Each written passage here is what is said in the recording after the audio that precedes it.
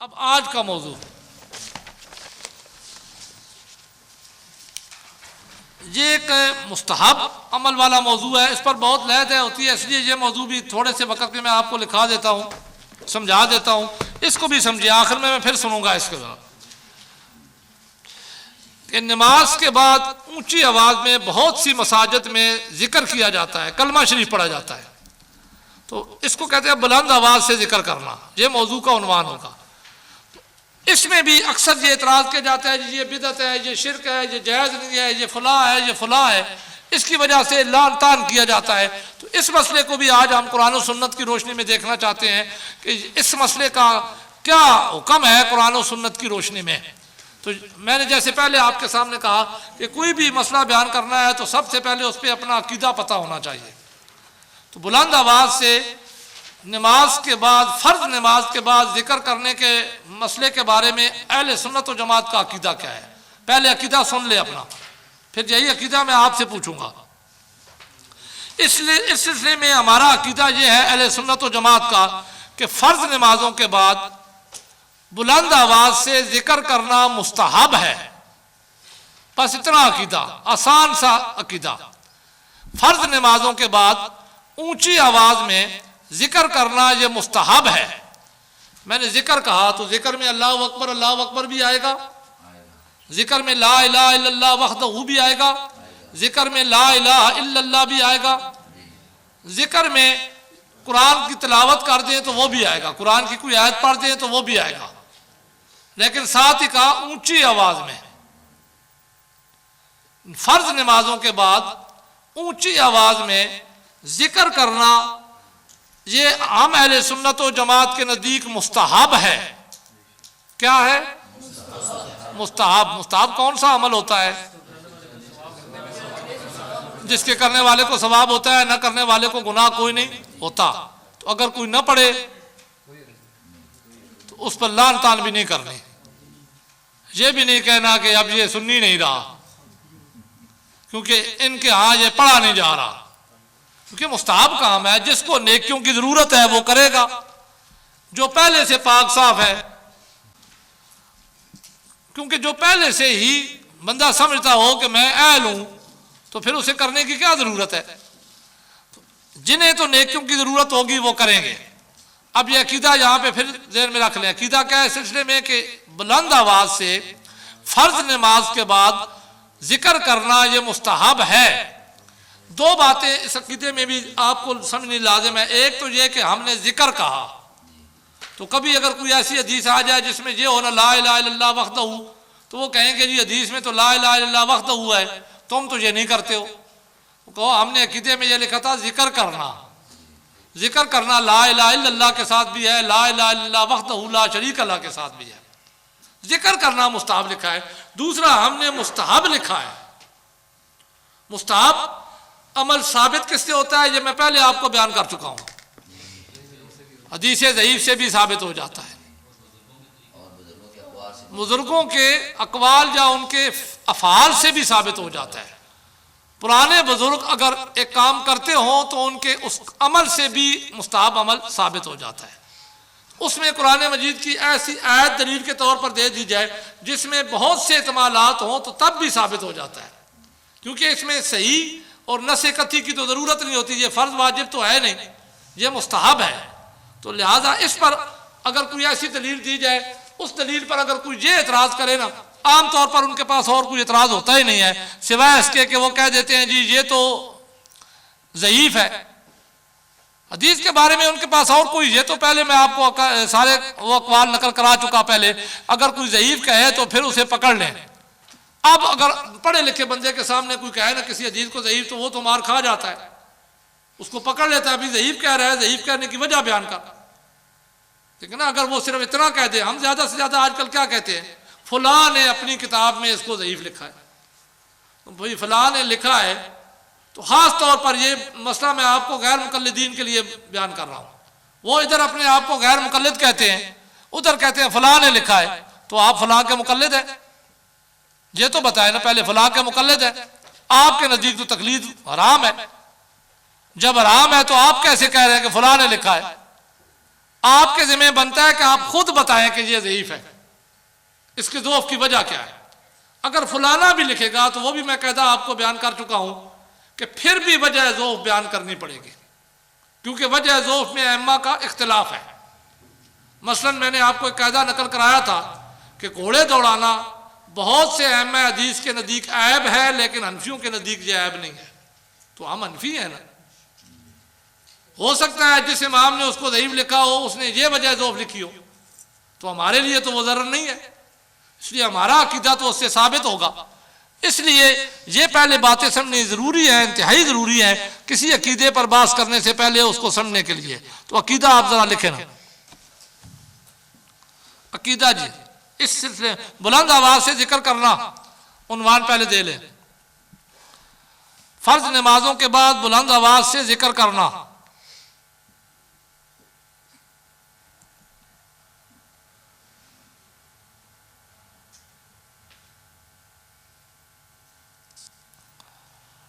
अकीदा, इस मसले में अकीदा लिखना वही अकीदा है जो मैंने आपके सामने बयान कर दिया। हमारा अकीदा इस मसले में ये है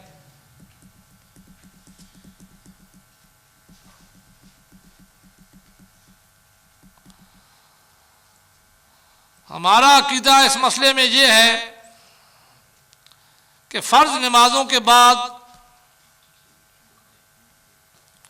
ऊंची आवाज में जिक्र करना मुस्तहब है।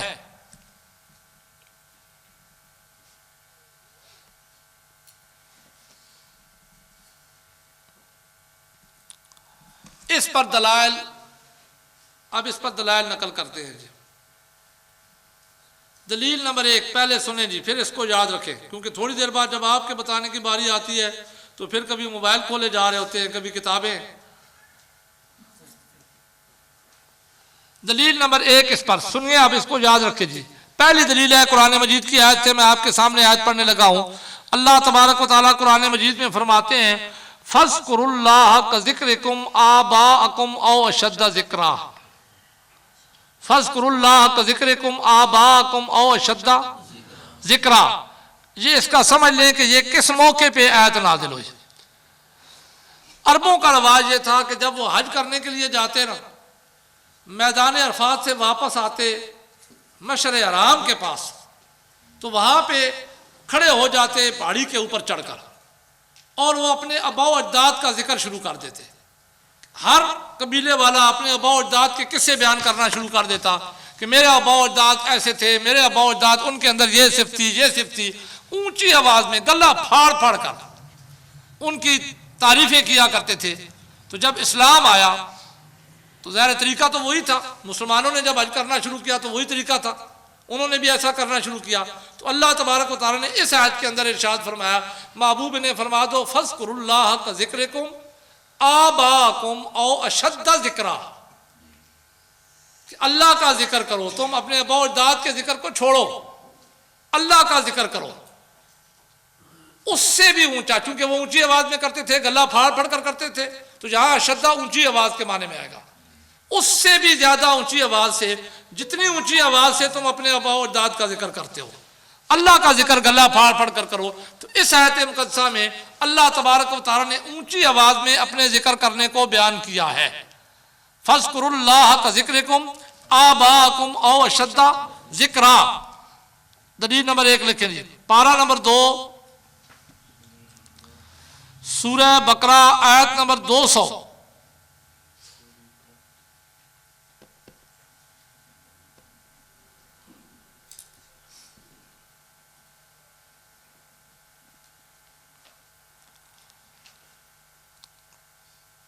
तर्जमा जी, पास जिक्र करो अल्लाह का, पास जिक्र करो अल्लाह का जिस तरह तुम अपने अबाओ अजदाद का, जिस तरह तुम अपने अबाओ अजदाद का जिक्र करते हो।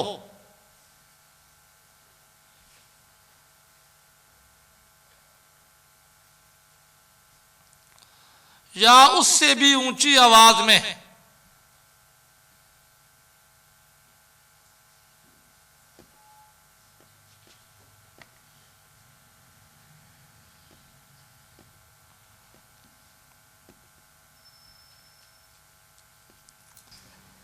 सूरह बकरा आयत नंबर 200 लिख लिया तर्जमा। जिस तरह तुम अपने अबाउल आज तक करते हो या उससे भी ज़्यादा ऊंची आवाज़ में। इसी पर दलील नंबर 2, इस आयत से ये पता चला कि ऊंचा जिक्र करना अल्लाह तबारक व तआला का ये कुरान की रूह से हुक्म है, मुतलक है, अपने इतलाक पे जारी रहेगा। तो लेकिन ये उसका शान नज़ूल ख़ास है, उस लिहाज से ख़ास है, हुक्म के लिहाज से ये आम आयत जो मैंने आपको बयान कर दिया, मुझे याद रखो नको जो आज के मौका पर। दलील नंबर 2 जी, ये भी सुन लें। अल्लाह तबारक व तआला कुरान मजीद में पारा नंबर 5 में फरमाते हैं, फ़ैज़ा क़ज़यतुमुस्सलात फ़ज़्कुरुल्लाह क़ियामन व क़ुऊदन व अला जुनूबिकुम। अब इस आयत मुक़द्दसा में ख़ास तौर पर नमाज के बाद का जिक्र साबित हो रहा है, ख़ास तौर पर कि अल्लाह तबारक व तआला ने कुरान मजीद में फरमाया, फ़ैज़ा क़ज़यतुमुस्सलाता, जब तुम नमाज पढ़ चुको, अदा कर चुको। उसके बाद फ़ा आ गई, फ़ा आती है ताकीद माल वसल के लिए, एक काम करने के फौरन बाद दूसरा काम करना। तो हुक्म क्या हुआ कि फ़ज़्कुरुल्लाह, अल्लाह का जिक्र करो। तो क्या नमाज अल्लाह का जिक्र नहीं थी? जो कहते हैं ना नमाज जनाजा दुआ है, तो फिर दुआ मांगने का क्या फ़ायदा? तो उन्हें माज़ अल्लाह सुम्मा माज़ अल्लाह नकले कुफर कुफर नबाशत अल्लाह को बताना चाहिए था कि नमाज अल्लाह का जिक्र है, तो फिर जिक्र करने का क्या फ़ायदा? लेकिन अल्लाह तबारक व तआला ने फरमाया कि नमाज में अल्लाह के जिक्र की कुजूद है। मसलन किरात तुमने करनी है खड़े होकर, तस्बीहात पढ़नी है कभी रुकू में कभी सज्दे में, अत्तहियात पढ़नी है बैठ कर कादे में, उसमें कुजूद थी। और बाज़ नमाजों में ऊंची किरात की जाती है, बाद में आहिस्ता किरात की जाती है। तो जिनमें आहिस्ता किरात है उनमें आहिस्ता किरात करनी पड़ेगी। अल्लाह तबारक व तआला फरमाते हैं, वो जिक्र तो मेरा कुजूद के साथ था, लेकिन अब जब तुम नमाज मुकम्मल कर चुके हो तो अब कुजूद ख़त्म हो गई है। फ़ज़्कुरुल्लाह फ़ैज़ा क़ज़यतुमुस्सलाता फ़ज़्कुरुल्लाह क़ियामन व क़ुऊदन व अला जुनूबिकुम। अब कुजूद ख़त्म हो गई है, अब नमाज ख़त्म होते ही अल्लाह का जिक्र करो। अल्लाह के जिक्र की ममानियत नहीं है, फिर भी वो तो करो, लेकिन मर्जी है तो खड़े होकर करो, मर्जी है तो बैठ कर करो, मर्जी है तो लेट कर करो, मर्जी है तो ऊंची आवाज़ में करो, मर्जी है तो आहिस्ता आवाज़ में करो। अब खसूसन ऊंची आवाज़ में करने को हमने मुस्तहब क्यों कहा, उसके लिए हमारे पास अलहदा दलील है कि हुज़ूर अलैहिस्सलाम के ज़माने में ये होता था, इसलिए इसको मुस्तहब कह दिया। फिर उस पर दलाइल और भी है कि ऊंची आवाज़ में जब बंदा जिक्र करता है तो एक हदीस में आता है, अल्लाह तबारक व तआला फरमाते हैं, हदीस कुदसी है कि मैं बंदे के गुमान के मुताबिक उसके पास होता हूँ। अगर वो अकेला मेरा जिक्र करता है तो मैं अकेला उसको याद करता हूँ, अगर वो मजमे में मेरा जिक्र करता है तो मैं उससे बेहतर फरिश्तों की जमात में उसका तज़किरा करता हूँ। तो जहाँ पे भी ये भी है, और दूसरा एक हदीस में ये भी आता है कि बंदा जब जिक्र करता है तो उसके इर्द गिर्द जो चीज़ें होती हैं वो सारे उसकी ईमान की गवाही देती हैं, क़यामत वाले दिन उसकी गवाह बन जाएंगी। तो इस वजह से भी ऊंचा जिक्र किया जाता है। फिर ऊंचा जिक्र करने से शैतान को भी भगाया जाता है, सोए हुओं को जगाया जाता है। क्योंकि हदीस में आता है कि हुज़ूर अलैहिस्सलाम एक दिन निकले तो गुजरे हज़रत अबू बकर सिद्दीक़ रज़ियल्लाहु अन्हु के पास से, तो देखा कि वो कुरान पढ़ रहे थे, लेकिन आहिस्ता दिल में पढ़ रहे थे, तो जिक्र कर रहे थे, कुरान भी तो जिक्र है। फिर उनका गुजर हुआ हज़रत उमर फारूक रज़ियल्लाहु अन्हु के पास से, तो दूर से ही आवाज़ आ रही थी, बहुत ऊंची आवाज़ में वो पढ़ रहे थे। तो सुबह हुई, हुज़ूर अलैहिस्सलाम ने दोनों से पूछा, सहाबा की मौजूदगी में, हज़रत अबू बकर सिद्दीक़ रज़ियल्लाहु अन्हु से पूछा, अबू बकर रात में तेरे पास से गया तो तू जिक्र कर रहा था आहिस्ता आवाज़ में। अर्ज़ की, अल्लाह के नबी जिसको मैं सुना रहा था वो सुन सकता है, वो गूंगा बहरा नहीं है।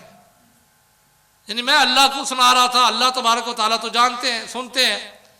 तो हज़रत उमर फारूक रज़ियल्लाहु अन्हु से पूछा हुज़ूर अलैहिस्सलाम ने, ऐ उमर, मैं तेरे पास से गुजरा तो तू तो बहुत ऊंची आवाज़ में जिक्र कर रहा था। तो उन्होंने अर्ज़ की, अल्लाह के नबी, मैं शैतान को भगा रहा था, सोए हुओं को जगा रहा था कि शैतान भागे। तो हुज़ूर अलैहिस्सलाम ने दोनों को नहीं रोका, दोनों को नहीं कहा कि तू छोड़ दे इस तरह, तू छोड़ दे इस तरह, बल्कि आपने म्याना रवि बयान की, फरमाया कि अबू बकर तुम आवाज़ थोड़ा ऊंचा कर लो, उमर तुम अपनी आवाज़ थोड़ा आहिस्ता कर लो। अब ये म्याना रवि है कि इतना करो कि जो तुम्हारे पास शैतान है ना वो भागे। तो ये इस हदीस से भी साबित हो गया, तो वो अलहदा इस्तेबाब उसका साबित होता है। लेकिन जहाँ हदीस में मुतलक है तो मुतलक वाली हदीस भी इस्तेबाब पर दलालत करती है। तो ये आयत आप लिख लें। दलील नंबर 2, पारा नंबर 5 सूरह निसा आयत नंबर 103।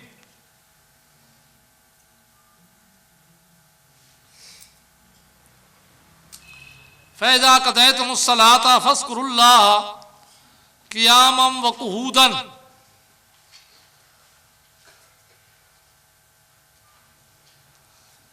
तर्जमा जी, जब तुम नमाज पढ़ चुको, सूरह निसा आयत नंबर 103, पारा नंबर 5 सूरह निसा आयत नंबर 103। जब तुम नमाज पढ़ चुको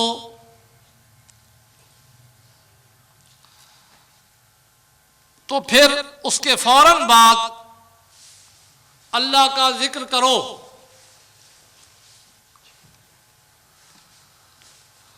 उसके फौरन बाद अल्लाह का जिक्र करो, खड़े होकर और बैठकर और पहलुओं के बल।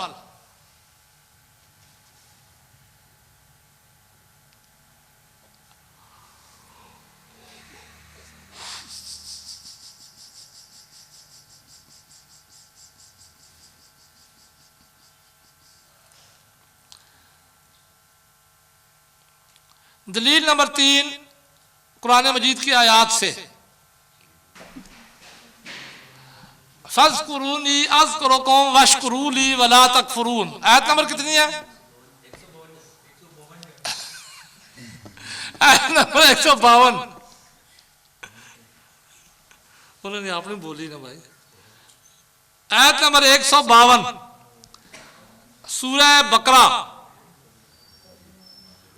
अब जरा इससे समझ लें कि किस तरह अल्लाह तबारक व तआला का जिक्र करने का इस्तेबाब साबित होता है। अल्लाह तबारक व तआला कुरान मजीद की इस आयत में फरमाते हैं फ़ज़्कुरूनी अज़्कुरुकुम। अब ये मुतलक हुक्म है, कोई कैद नहीं है कि नमाज के अंदर करो, नमाज के बाहर करो, नमाज के फौरन बाद करो, आहिस्ता करो, ऊंचा करो। अल्लाह तबारक व तआला फरमाते हैं बस मेरा जिक्र करो, तुम मेरा जिक्र करो।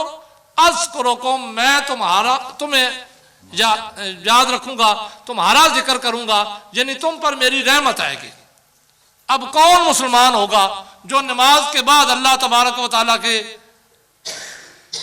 महफिल में या मजलिस में नहीं आना चाहता? वो तो कुछ जाहिल ही होगा जो कहेगा नहीं जी नमाज के बाद जिक्र नहीं करना। कि अल्लाह तबारक व तआला तो फरमाते हैं फ़ज़्कुरूनी, जब तुम मेरा जिक्र करोगे, अज़्कुरुकुम, मैं तुम्हारा जिक्र करूंगा। अब उस पर दलील तो वो हदीस है कि आना हिंदा ज़न्ना अब्दी, मैं अपने बंदे के गुमान के मुताबिक उसके पास होता हूं।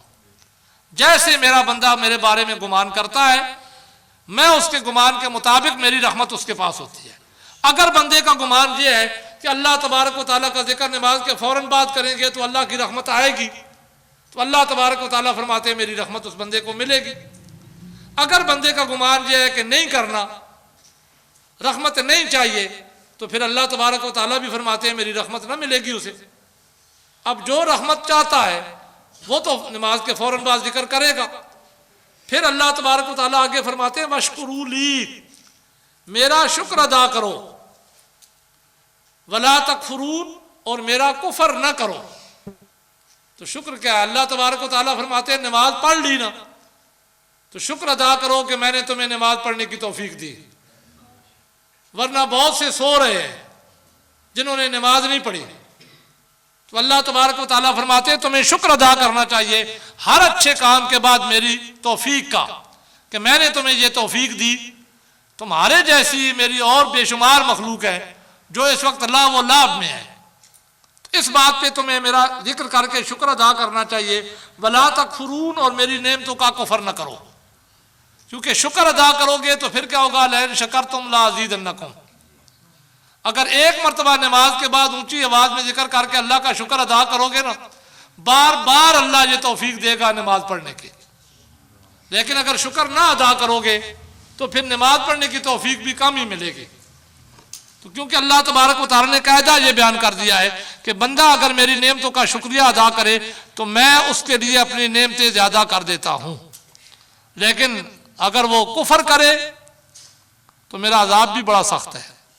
इन्ना अजाबी लशदीद, सख्त अजाब है मेरा, अल्लाह तबारक व तआला फरमाते हैं। तो ये तीसरी आयत बन गई 152 नंबर आयत सूरह बकरा की, जिससे ये साबित होता है कि अल्लाह का जिक्र करना ये मुस्तहब है, नमाज के बाद भी करना मुस्तहब है। 3 आयतें का तर्जमा लिख लिया इसका।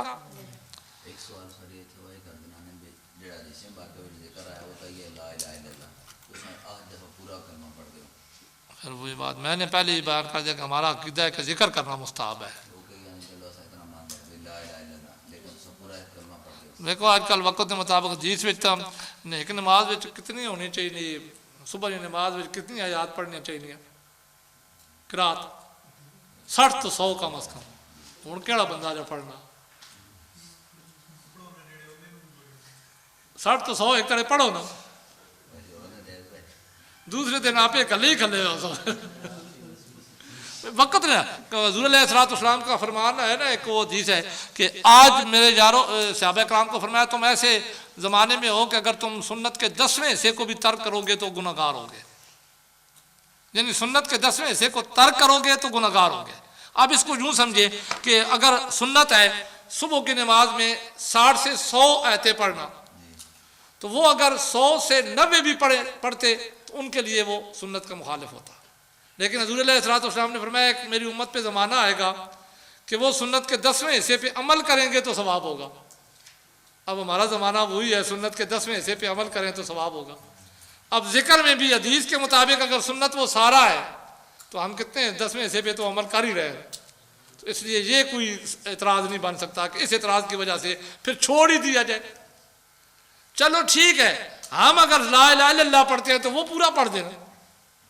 जो ये एतराज़ करता है ना तो उसे चाहिए कि सुन्नत तो मान लिया ना, हदीस में आ गया तो सुन्नत तो मान लिया ना। सुन्नत मान लिया तो अब कहो जी हम तो सुन्नत पूरी नहीं अदा कर रहे, आप आगे बढ़े पूरी अदा करें। वो तो इनकार करते हैं, वो तो पढ़ने नहीं देते। उनके बारे में तो कुरान मजीद की यह आयत आती है जो ऐसे बंदे हैं कि वमन अज़लमु मिम्मन मना मसाजिदल्लाहि अन युज़करा फीहा इस्मुहु, उससे बढ़कर कौन जालिम है जो अल्लाह की मस्जिदों में अल्लाह का जिक्र करने से रोके। तो वही सबसे बड़े जालिम है जो अल्लाह की मसाजिद में अल्लाह का जिक्र करने से रोकते हैं। तो ये वक्त गुजरने के साथ साथ सुन्नत में कमी जरूर आती जाएगी, लेकिन सुन्नत को छोड़ना नहीं चाहिए। हाँ जी, आज तर्जमा लिख लिया। बस तुम मेरा जिक्र करो, बस तुम मेरा जिक्र करो, मैं तुम्हारा जिक्र करूंगा।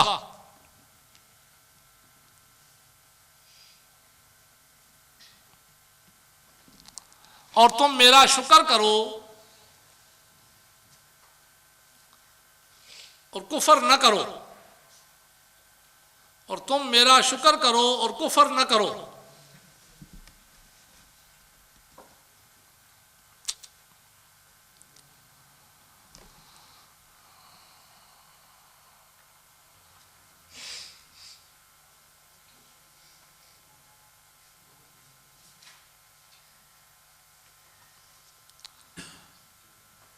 अब 3 दलाइल कुरान मजीद के आयात से हो गए। अब हदीस मुबारका से दलाइल। दलील नंबर 1 हदीस मुबारका से मिशकात शरीफ कर दो जी। बाबु ज़िक्र बाद सलात।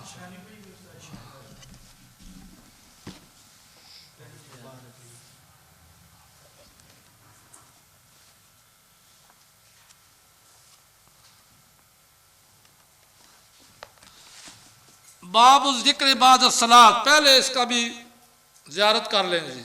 अली साहब इस किताब की ज़ियारत कर लें, आपको तो नसीब ना होगी वो आदमी ज़ियारत करने की, क्योंकि वक्त नहीं होता ना आपके पास। ये निशानी लगी हुई है जी इस हदीस के अंदर। मैं ये पढ़ के सुनाने लगा हूँ आपको। हदीस मिशकात शरीफ है, इसका सफ़ा नंबर है 88।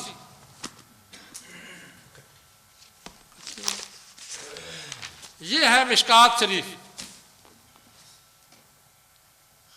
नजर आई है, पहली मरतबा देख रहे हैं। इसका सफ़ा नंबर 88। अब मैं पढ़ के सुनाता हूं, पहले हदीस सुन लें। आन अब्दुल्लाह बिन ज़ुबैर इस हदीस के रावी हैं हज़रत अब्दुल्ला बिन ज़ुबैर रज़ी अल्लाह तआला अन्हु। क़ाल कान रसूलुल्लाह सल्लल्लाहु अलैहि वसल्लम, फरमाते हैं कि थे हुज़ूर अलैहिस्सलातु वस्सलाम इज़ा सल्लमा मिन सलातिही, जब सलाम फेरते नमाज पढ़ने के बाद, नमाज मुकम्मल कर लेते, सलाम फेरते, यकूलो बिसौतिहिल आला, ऊंची आवाज में फरमाया करते थे। आला कहते हैं ऊंची को। सलाम फेरने के बाद अल्लाह तबारक व तआला के महबूब ऊंची आवाज में फरमाया करते थे। क्या फरमाया करते थे? ला इलाहा इल्लल्लाहु वहदहु ला शरीका लहू लहुल मुल्कु व लहुल हम्दु व हुवा अला कुल्लि शैइन कदीर, ला हौला वला कुव्वता इल्ला बिल्लाहि, ला इलाहा इल्लल्लाहु व ला नाबुदा इल्ला इय्याहु, लहुन नेमतु व लहुल फज़लु व लहुस सनाउल हसन, ला इलाहा इल्लल्लाहु मुखलिसीन लहुद्दीन। 4 मरतबा जिक्र आया है और चारों मरतबा ला इलाहा इल्लल्लाह मौजूद है कि ला इलाहा इल्लल्लाह के बाद अल्लाह की सना बयान करते और अल्लाह की सिफात के साथ और अपने लिए दुआ करते। तो ये हज़ूर अलैहिस्सलातु वस्सलाम का अपना तरीका था।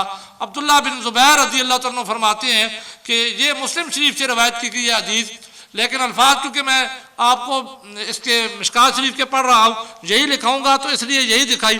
फरमाते हैं हज़ूर अलैहिस्सलातु वस्सलाम सलाम फेरने के बाद ऊंची आवाज में ला इलाहा इल्लल्लाह कहा करते थे। अब ये सुन्नत का 10वां हिस्सा आ गया, लेकिन उस पर अमल तो हो रहा है और हमने इसको फर्ज वाजिब भी नहीं कहा है, जहां तक सुन्नत मुक्दा भी नहीं कहा है, मुस्ताहब अमल कहा है, गैर मुक्दा अमल कहा है। तो ये हमारे अकीदे के मुताबिक दलील है, इसलिए इसको आपने नकल करना है। लिख लीजिए अब ये हदीस मिशकात शरीफ बाबु ज़िक्र बाद अस्सलात,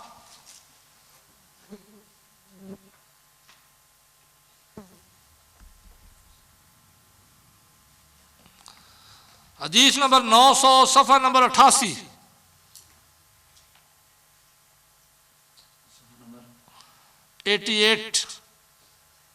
88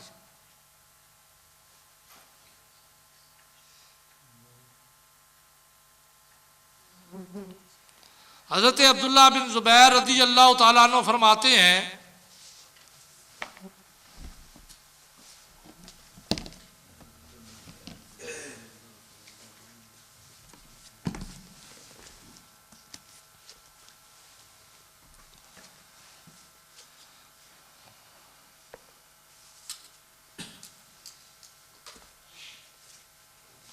हज़रत अब्दुल्ला बिन ज़ुबैर रज़ी अल्लाह तआला अन्हु फरमाते हैं कि हुज़ूर अलैहिस्सलातु वस्सलाम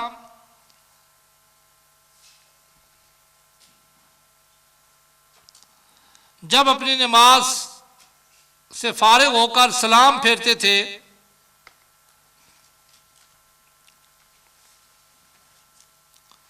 जब अपनी नमाज से फारिग होकर सलाम फेरते थे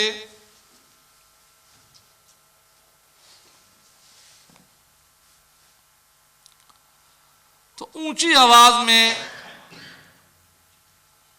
जिक्र किया करते थे। सलाम फेरते थे तो ऊंची आवाज में जिक्र किया करते थे।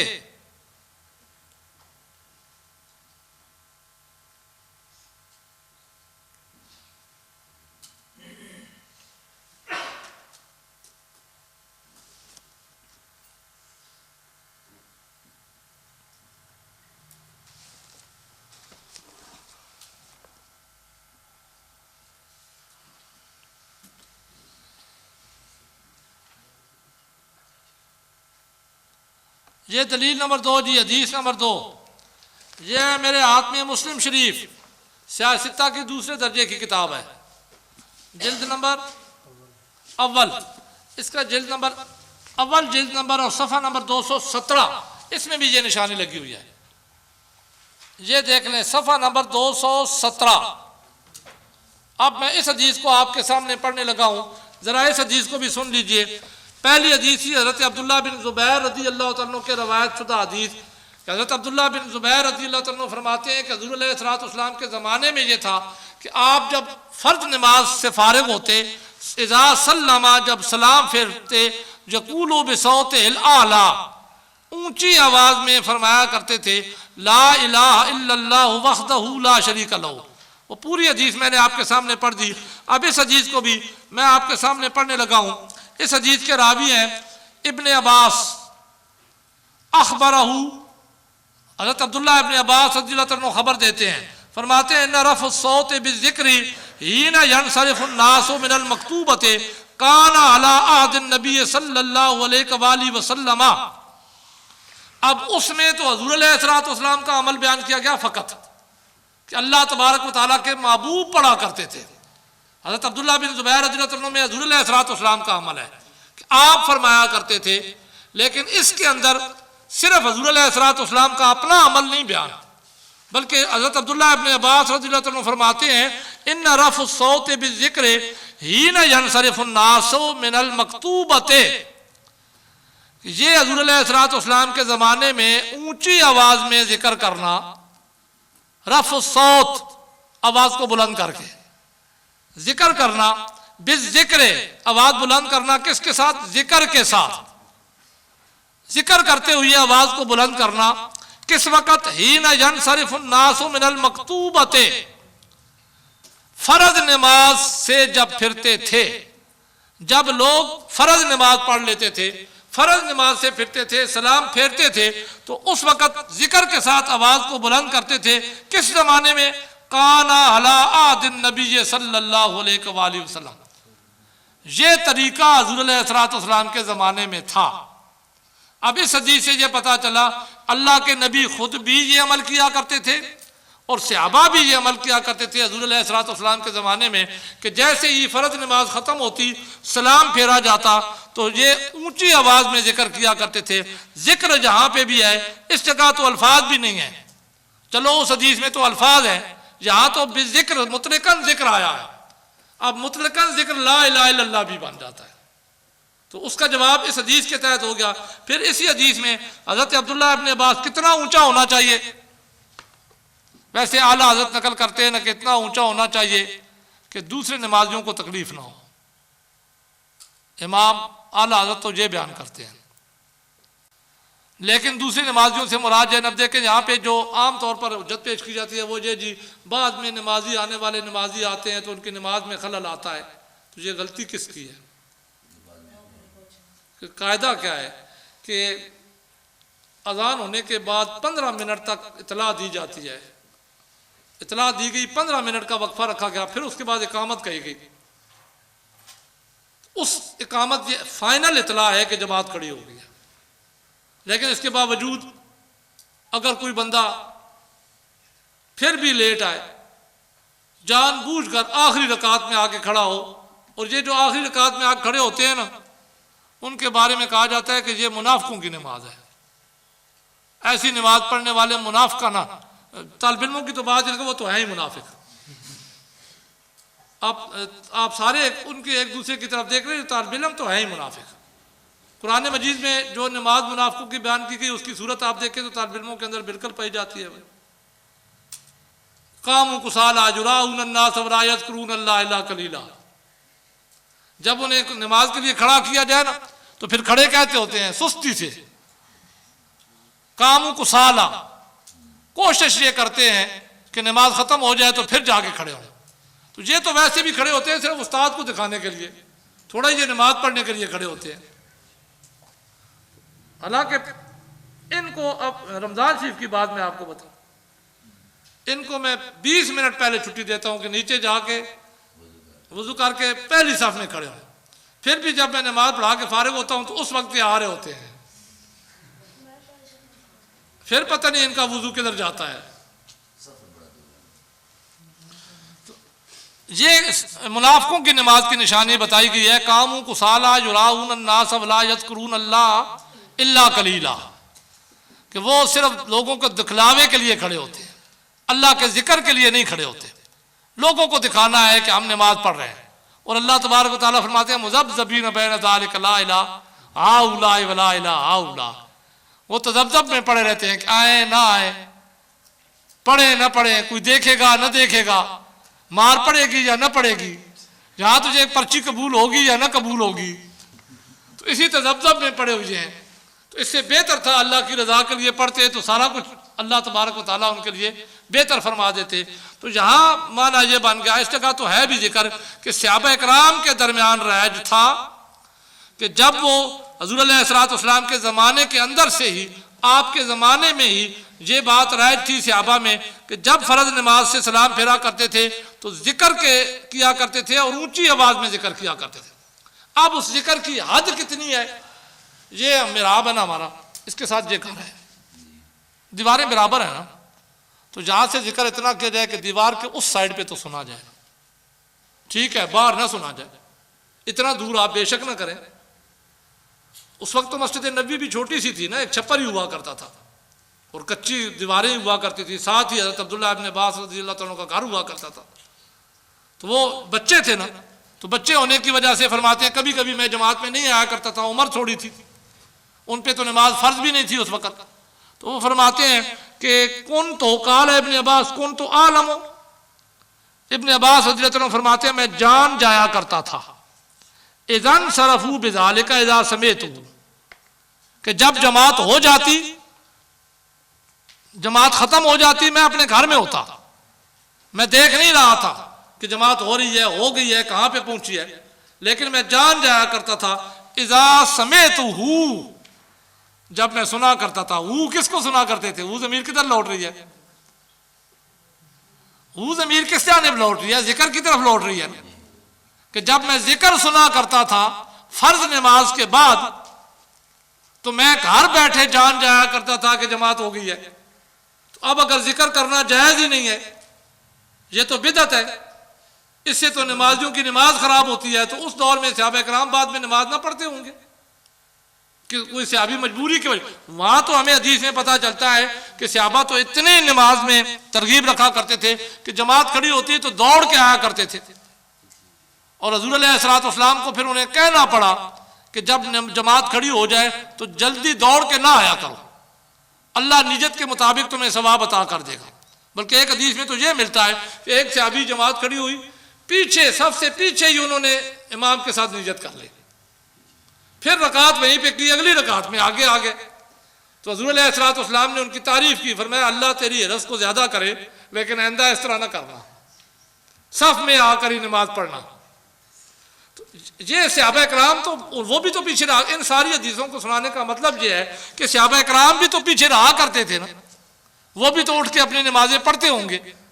उस वक्त ये एतराज क्यों नहीं उठा कि इनकी नमाजियों की नमाज खराब होती है, क्योंकि उन्हें पता था कि ये मुस्ताहब काम है, इससे एक सवाब होगा। अगर हमारी कोताही है तो इस कोताही से सवाब वालों के सवाब में तो कमी ना की जाए। तो ये एक तरीका था और ये तरीका राइट था हुज़ूर अलैहिस्सलाम के ज़माने में, हदीस से साबित है। इसीलिए हम इस हदीस पर अमल करते हुए आज भी उसको इस्तिबाब के ज़ुमरे में करते हैं ताकि अल्लाह तबारक व तआला हमें उसका सवाब अता करे। दलील नंबर 2 जी अब लिख लें जी। हाँ, सहाबा इकराम तो अल्लाह ताला नाल रसूल नाल मोहब्बत रखने हैं, असा तो नहीं ना, असि सिर्फ दावे करने हैं मोहब्बत ने, जितने पैसे तक आओ तो और ज्यादा मोहब्बत आवे नहीं, क्यों नहीं मौलवी साहब? हाँ जी लिखें जी। दलील नंबर 2 हदीस मुबारका से, मुस्लिम शरीफ जिल्द नंबर 1 बाबु जिक्र बाद सलात। मैं हैरान हूं कि इन्हें क्यों नहीं ये चीजें मिलती कि जिक्र बाब ही पूरा बांधा गया, बाबु जिक्र बाद सलात, नमाज के बाद जिक्र करना। तो अगर नमाज के बाद जिक्र करना जायज ही नहीं है तो ये बाब क्यों बांधे मुहद्दिसीन ने? बाबु जिक्र बाद सलात, सफा नंबर 217, मुस्लिम शरीफ जिल्द नंबर 1 बाबु जिक्र बाद सलात, सफा नंबर 217। हज़रत अब्दुल्लाह इब्न अब्बास रज़ियल्लाहु ताला अन्हु से रवायत है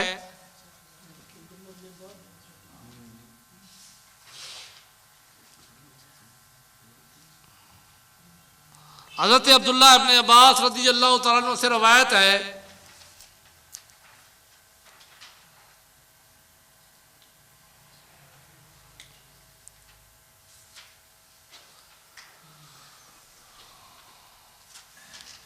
ऊंची आवाज में फर्ज नमाज के बाद, ऊंची आवाज में फर्ज नमाज के बाद जिक्र करना हुज़ूर अलैहिस्सलातु वस्सलाम के ज़माने में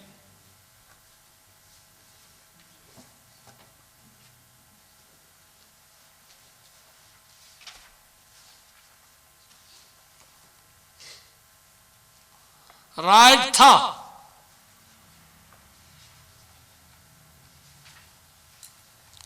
राइट था और सहाबा इकराम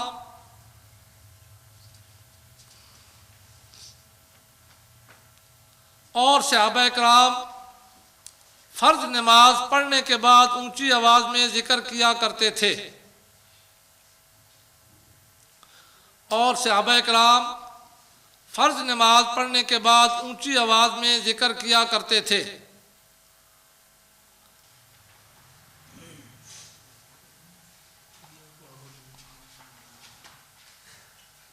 हज़रत अब्दुल्लाह इब्न अब्बास रज़ियल्लाहु अन्हु फरमाते हैं कि मैं उनके जिक्र की आवाज की वजह से, अब्दुल्लाह इब्न अब्बास रज़ियल्लाहु अन्हु फरमाते हैं मैं उनके जिक्र की आवाज की वजह से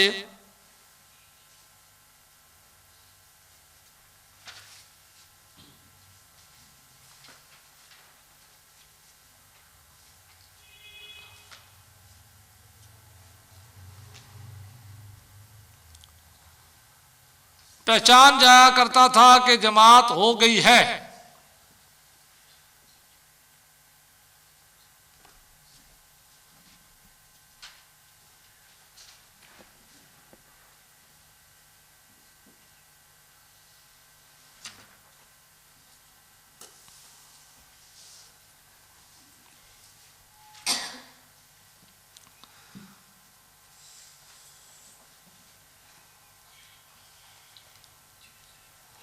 अच्छा, ये हदीस भी इस हदीस से ऊपर हदीस है कि इसको भी ज़रा सुन ले, अब लिखने की ज़रूरत नहीं है। आन इब्न अब्बास काला मा कुन्ना नारिफु इंक़िज़ाअ सलात रसूलिल्लाह सल्लल्लाहु अलैहि वसल्लम इल्ला बित्तकबीर।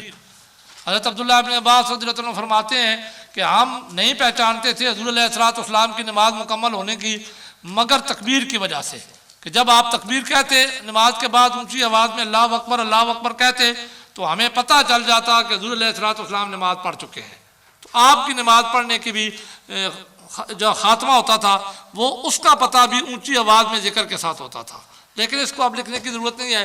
दलील नंबर 3 इस मसले में नकल करें ना, तफसीर रूल बयान। दलील नंबर 3 तफसीर रूल बयान ज़ेरे आयत रब्बना मा खलक़्ता हाज़ा बातिला, ज़ेरे आयत रब्बना मा खलक़्ता हाज़ा बातिला कितने जाला, रब्बना मा खलक़्ता हाज़ा बातिला, पूरी आयत आगे कर ले। आयत नंबर 191 सूरह आले इमरान पारा नंबर 4। आयत नंबर 191 सूरह आले इमरान पारा नंबर 4। यह हवाला नोट कर लिया तो पहले सुन लें। अब जो मैं दलील आपको नकल कराने लगा हूं, यह दलील भी सुन लें। यह दलील कुरान मजीद की इस आयत के तहत है, रब्बना मा खलक़्ता हाज़ा बातिला, ऐ रब तूने कोई शय बातिल नहीं पैदा फरमाई, बेकार नहीं पैदा फरमाई। सुबहाना का पाक है तेरी ज़ात, फ़क़िना अज़ाबन नार, बचा हमें दोज़ख के अज़ाब से। इस आयत के तहत साहिब तफसीर रूल बयान ज़ेरे इस आयत के तहत जो सूरह आले इमरान की ये आयत है 191 नकल करते हैं कि ऊंची आवाज से जिक्र करना जायज़ है। पहले उन्होंने कहा ऊंची आवाज से जिक्र करना जायज़ है, साथ ही उन्होंने जायज़ की किस्म बयान कर दी, बल्कि मुस्तहब है। जायज़ की बेशुमार किस्में है ना, फर्ज, वाजिब, सुन्नत मुअक्कदा और मुस्तहब। तो उन्होंने इसको बयान करते ये हमारे अकीदे के मुताबिक है, मैंने आपको अकीदे में मुस्ताहब लिखाया था। तो ये बयान करते हैं इस आयत के तहत कि बुलंद आवाज से जिक्र करना जायज़ है बल्कि मुस्तहब है। हाँ, एक शर्त लगाई, जबकि रिया से पाक हो, किसी को दिखलाने के लिए ना हो, जिक्र करते हुए मकसद ये ना हो कि कोई देखे कि हम जिक्र कर रहे हैं, इससे पाक हो। वो तो हर अमल के लिए है, देखिए रिया से पाक होना हर अमल के लिए है। कोई अमल ऐसा नहीं है जिसमें रिया पाई जाए, तो रिया तो शिर्क कहलाता है। शिर्क किसी अमल में भी अगर रियाकारी कर दी जाए तो रियाकारी करने वालों के बारे में तो एक हदीस में आता है, हज़ूर अलैहिस्सलाम ने 3 आदमियों का तज़किरा किया, ये मिशकात शरीफ में भी हदीस मौजूद है कि जिनका सबसे पहले हिसाब लिया जाएगा क़यामत वाले दिन। उनमें सबसे पहले एक मुत्तकी आएगा, उससे अल्लाह तबारक व तआला जब हिसाब लेगा ना कि बंदे बता मैंने तुझ पर इतनी नेमतें की तो उनका क्या किया तूने, मेरा शुक्रिया अदा किया? तो वो अर्ज़ करेगा इलाहुल आलमीन, मैं तो तेरी नेमतों के शुक्रिया के तौर पर हर वक्त इबादत करता रहता था।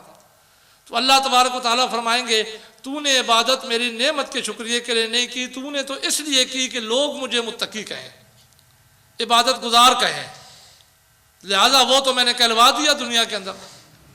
लोग तुझे दुनिया के अंदर मुत्तकी कहते थे, तेरा मकसद ये था, यानी रियाकारी के लिए तू इबादत करता था, तो वो तेरा मकसद मैंने पूरा कर दिया। फिर हज़ूर अलैहिस्सलाम इरशाद फरमाते हैं उससे घुटनों के बल कसीड़ कर जन्नत में फेंका जाएगा। फिर उसके बाद एक मालदार आएगा, तो अल्लाह तबारक व तआला उससे पूछेगा कि तूने, मैंने तुझे माल दिया तो तूने मेरी नेमत का शुक्रिया कैसे अदा किया? वो अर्ज़ करेगा इलाहुल आलमीन, मैंने तेरे माल को तेरे हुक्म के मुताबिक गरीबों में तकसीम किया। तो अल्लाह तबारक व तआला फरमाएंगे तूने मेरी रज़ा के लिए नहीं तकसीम किया, तूने तो इसलिए तकसीम किया कि लोग तुझे सखी कहें। अब ये रियाकारी है सारी, जो तो दिल के अंदर उसका अमल तूने, अब मैं कहूँ तूने इसलिए किया कि फोटो बना दूँ कि मैं आगे लोगों तक पहुँचाऊँ। तो हज़ूर अलैहिस्सलाम इरशाद फरमाते हैं कि वो बंदा जब ये जवाब न दे सकेगा, अल्लाह तबारक व तआला फरमाएंगे नियत के मुताबिक उसके साथ हिसाब होगा, तो फिर उसको जहन्नम में फेंक दिया जाएगा। फिर उसके बाद एक कारी कुरान आएगा। अब कारी कुरान में हाफिज भी आते हैं, पढ़ाने वाले भी आते हैं, पढ़ने वाले भी आते हैं, आलिम दीन भी आते हैं, दीन की तबलीग करने वाले भी आते हैं। उससे भी यही सवाल होगा। तो वो अर्ज़ करेगा इलाहुल आलमीन, मैं तेरा कुरान पढ़ा करता था, तूने मुझे कुरान का इल्म दिया तो मैं तो पढ़ा करता था, दिन रात पढ़ा करता था। तो अल्लाह तबारक व तआला फरमाएंगे कि तू इसलिए कुरान नहीं पढ़ा करता था कि मेरा हक अदा करे, तू इसलिए पढ़ा करता था कि लोग कहें कि ये बड़ा अच्छा कारी है, लोग कहें कि ये बड़ा अच्छा आलिम है। तो फिर उसके साथ भी यही असर होगा, उसको भी जन्नत में फेंका जाएगा घुटनों के बल। तो ये रियाकारी तो बहुत बड़ा जुर्म है, किसी में भी हो। तो जहाँ चाहे जिक्र में, अगर कोई इसलिए जिक्र करता है ना नमाज के बाद हो कि लोग कहें कि ये जिक्र कर रहा है, ये रियाकार है। कोई इसलिए नमाज पढ़ता है कि लोग कहें कि ये नमाजी है। अब ये सारे आप बैठे हुए तो सुन लें जो इसलिए नमाज पढ़ते हैं ना कि लोग ये कहें, लोगों में मैं भी आ जाऊंगा कि ये इसने नमाज पढ़ी है। जैसे अल्लाह की रजा के लिए नहीं आते मुझे बताने के लिए कि हमने पढ़ी है जी, फला जगह पे खड़ी होकर पढ़ी है जी। तो लोगों के कहने के लिए जो अमल करें चले डर से ही, लेकिन करते हैं तो फिर उसमें नीयत तो ये कर लेना कि अल्लाह की रजा के लिए कर रहे हैं। तो चीज़ तो एक ही है ना, काम तो एक ही है ना। खड़ा तो वैसे भी होना पड़ेगा डर की वजह से सही, लेकिन अगर नीयत अल्लाह ताला की रजा की हो जाए तो नीयत का सवाब तो मिल जाएगा। तो अल्लाह तबारक व तआला करम फरमाएंगे। तो रियाकारी किसी भी काम में नहीं है, इन्होंने भी उसी चीज़ को बयान किया। तो इससे ये मुराद नहीं है कि सिर्फ जिक्र में रियाकारी नहीं होनी चाहिए, किसी फेल में नहीं होनी चाहिए। तो लिखते हैं कि जिक्र ऊंची आवाज में करना जायज़ है बल्कि मुस्तहब है जब रिया से पाक हो। अब उसकी वजह क्या है, क्यों ऊंची आवाज में करना मुस्तहब है? ताकि दीन का इजहार हो। पहली वजह इन्होंने ये लिखी ऊंची आवाज में करने की कि दीन का इजहार हो, लोगों को पता चले कि दीन इस्लाम में ये बंदा अमल कर रहा है और दीन इस्लाम में ये अमाल है। नंबर 1। दूसरा, जिक्र की बरकत घरों में सामीन तक पहुंचे। जो घरों में मौजूद है ना लोग, उन्हें भी जिक्र सुनाई दे ताकि जिक्र की बरकत उनके घरों में उन तक भी पहुंचे। तीसरी वजह बयान करते हैं, और जो कोई उसकी आवाज़ सुने वो भी जिक्र में मशगूल हो जाए। बंदा बैठा हुआ है, कोई और बातें कर रहा है, लेकिन जब जिक्र की आवाज़ सुनेगा तो वो जिक्र में मशगूल हो जाएगा। इस बरकत की वजह से भी जिक्र करना ऊंची आवाज़ में मुस्तहब है।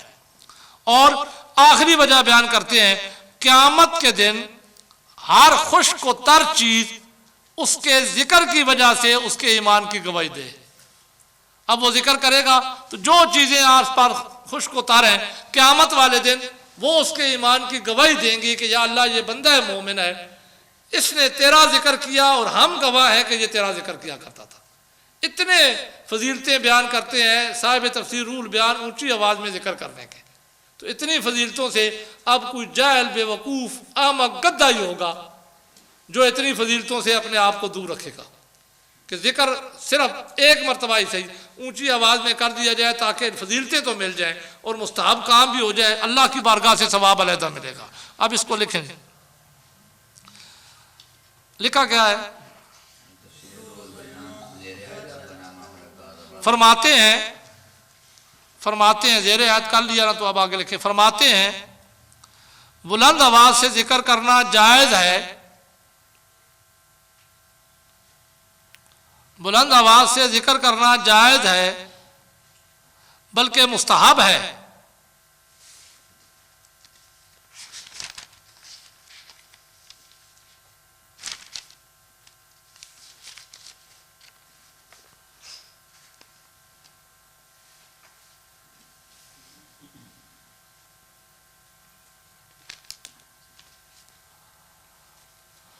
बल्कि मुस्तहब है जबकि रिया से पाक हो, जबकि रिया से पाक हो।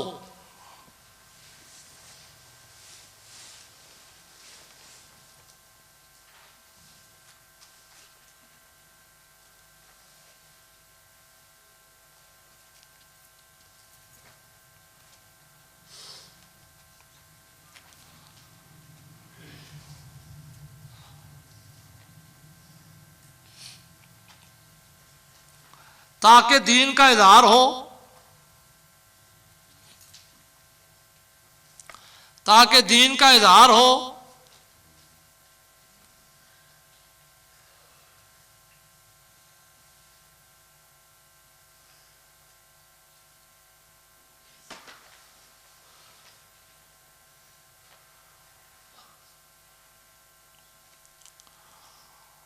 जिक्र की बरकत घरों में सामीन तक पहुंचे, जिक्र की बरकत घरों में सामीन तक पहुंचे। और जो कोई इसकी आवाज़ सुने, जो कोई उसकी आवाज़ सुने, ऊंचा जिक्र करने वाले की आवाज़ सुने, जिक्र में मशगूल हो जाए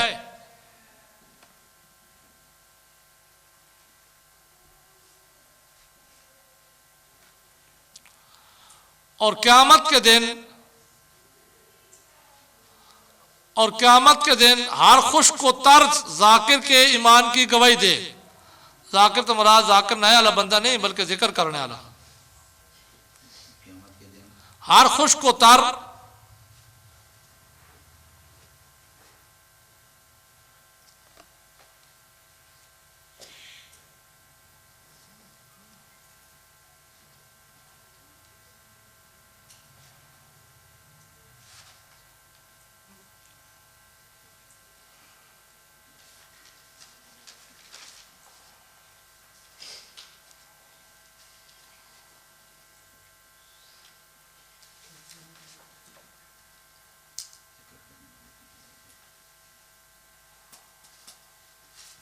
हर खुश्क व तर जाकिर के ईमान की गवाही दे। दलील नंबर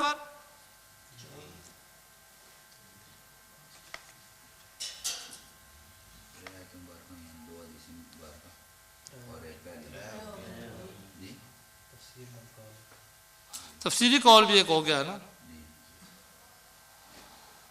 दलील नंबर 4,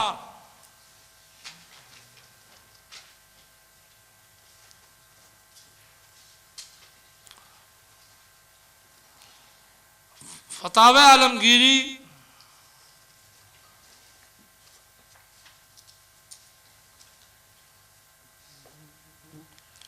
किताबुल किराहियत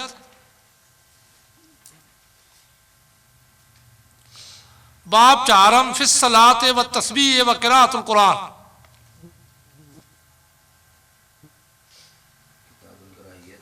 किताबुल किराहियत बाब चारम फिस सलात व तस्बीह व किराअतुल कुरान।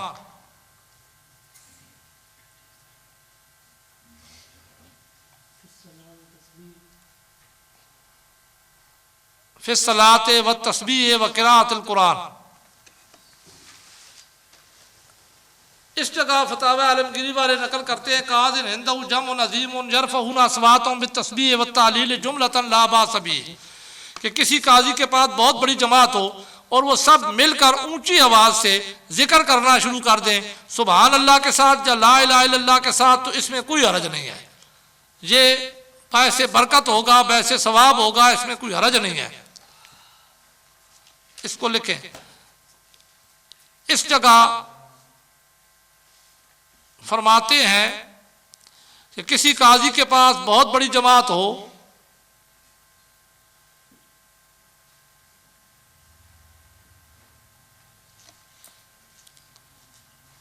और वो सब मिलकर ऊंची आवाज से सुभान अल्लाह,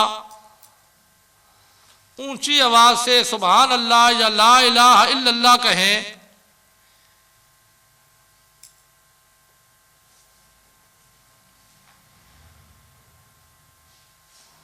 तो इसमें कोई हरज नहीं। ला बास बिही, इसमें कोई हरज नहीं।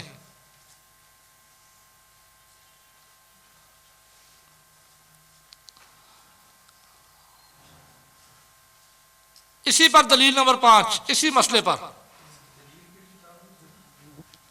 जी फतावा आलमगीरी किताबुल किराहियत। अब इसी पर हवाला नंबर 5 फतावा शामी जिल्द अव्वल आकामुल मस्जिद मतलबुन फी आकामिल मस्जिद 5। शामी शरीफ जिल्द अव्वल, शामी शरीफ जिल्द अव्वल मतलब फी आकामिल मस्जिद।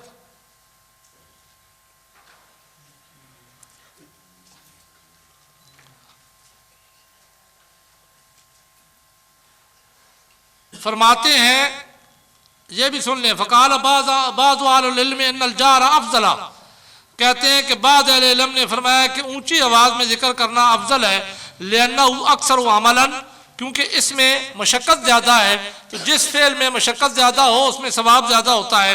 वलितअद्दी फ़ायदती इला सामिईन, और इसकी वजह यह है अफजल होने की कि इसका फ़ायदा आगे भी पहुँचता है, सुनने वालों को भी पहुँचता है। वजू के दो कल्बल गाफिलीन, और ये ऊंची आवाज़ में जिक्र करना गाफिलीन के दिलों को जगाता है। फयजमउ हम्महु इला ज़िक्र, और उनको भी जिक्र की तरफ लगाता है। वयसरिफ़ु समअहु इलैहि वयुतरिदुन नौमा वयज़ीदुन निशाता, उनके ख्यालात और कानों को, उनके कानों को जिक्र इलाही की तरफ खींचता है, नींद को भगाता है, और सबसे आखिरी बात कि ये खुशी को बढ़ाता है। और इसके साथ अगर आप इजाफा कर लें कि ये देवबंदियों को थकाता है, यानी मुराद जो इनकार करने वाले हैं ऊंची आवाज में जिक्र करने का, कि जो अल्लाह तबारक व तआला की जिक्र को भी पसंद नहीं करते तो उनको थकाता भी है, इसलिए ऊंची आवाज में जिक्र करना चाहिए, इसमें कोई अर्ज नहीं है। फतावा शामी की जो इबारत थी वो मैं आपको लिखा, शामी में इसी जगह है, लिखें आप। बाज़ अहले इल्म ने फरमा दिया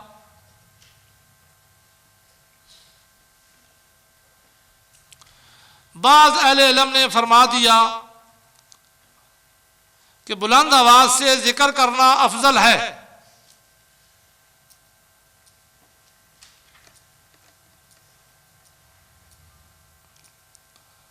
बुलंद आवाज से जिक्र करना अफजल है क्योंकि इसमें काम ज्यादा है। काम से मुराद मशक्कत, इसमें काम ज़्यादा है और इसका फ़ायदा सुनने वाले को भी होता है और इसका फ़ायदा सुनने वाले को भी पहुंचता है।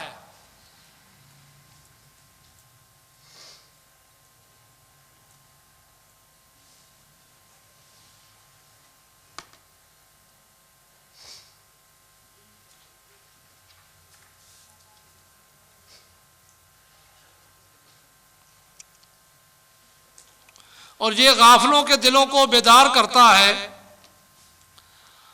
और ये गाफिलों के दिलों को बेदार करता है।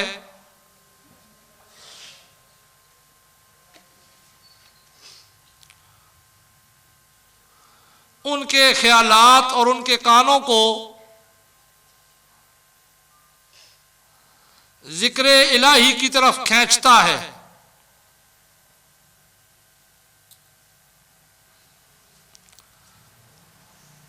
उनके ख्यालात और उनके कानों को जिक्र इलाही की तरफ खींचता है, नींद को भगाता है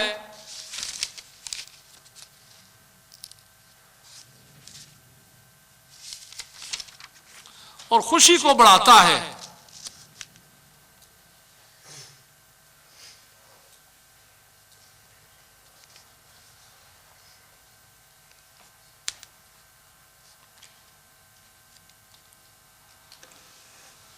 पांच दलीलें होंगी आपके पास हदीस मुबारक और अक़वाले मुफस्सिरीन से और 3 कुरान मजीद की आयत इस सिलसिले में मैंने आपको नकल करा दी। मुस्तहब अमल के लिए एक ही दलील काफ़ी होती है। तो इतने बड़े दलाल होने के बावजूद भी अगर कोई इसको बिदअत शिर्क कहे तो उसकी अकल पे ही इतराज़ हो सकता है और हम क्या कह सकते हैं उसके बारे में, अल्लाह ही हिदायत दे। तो इन हासिल कलाम ये हुआ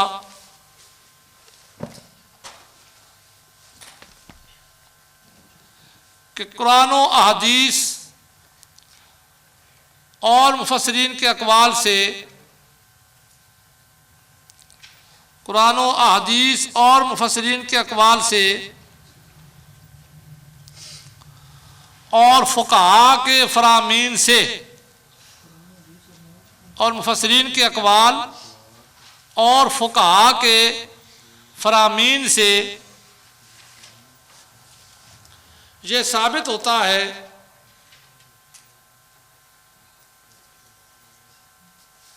कि ऊंची आवाज में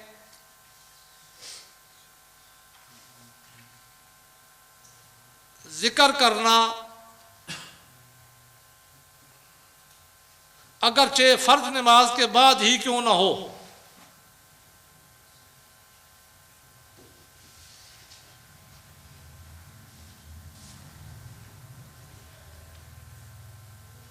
मुस्तहब अमल है जो कि अकीदा है अहले सुन्नत व जमात का, जो कि अकीदा है अहले सुन्नत व जमात का। इन वलाक़िबतु लिलमुत्तक़ीन वस्सलातु वस्सलामु अला रसूली मुहम्मदिन व अला आलिहि व अस्हाबिहि अजमईन। अल्लाहुम्मा रब्बना ज़िदना इल्मा बिवसीलतिन नबिय्यिल मुस्तफ़ा सल्लल्लाहु अलैहि व आलिहि वसल्लम। अल्लाहुम्मा इन्ना नसअलुका इल्मन नाफ़िअन व रिज़्क़न वासिअन व शिफ़ाअन मिन कुल्लि दाइन व सक़मिन बिरहमतिका या अरहमर राहिमीन। वलिल्लाहिल इज़्ज़तु व लिरसूलिहि व लिलमुमिनीन वलाकिन्नल मुनाफ़िक़ीन ला यअलमून बिरहमतिका। मज़ीद अच्छी वीडियो देखने के लिए हमारा चैनल को लाइक, सब्सक्राइब और बेल के बटन को दबा दें। शुक्रिया।